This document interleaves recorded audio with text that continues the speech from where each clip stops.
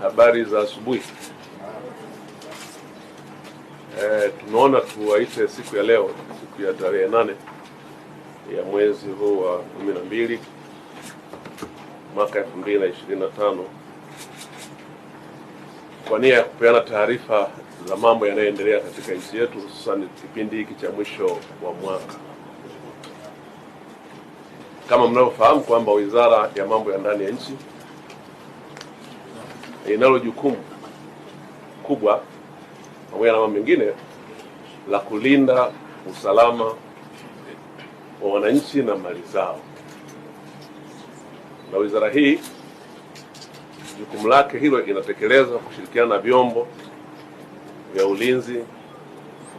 na usalama vilivyoko chini ya Wizara ya Mambo ya Ndani, ikiwemo jeshi letu la polisi. Naomba nichukue nafasi hii kuwapa taarifa wananchi kwamba hali ya usalama wa nchi yetu mpaka sasa ni shwari, inaendelea kuimarika baada ya shida tuliyopata tarehe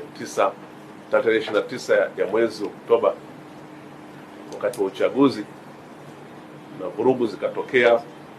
na hasara nyingi zikatokea, mali zikaharibiwa, watu wakafariki, shida ambayo kwa kweli tusingetamani irudie tena, kwa sababu hasara yake mpaka sasa tunaendelea kuumia nayo.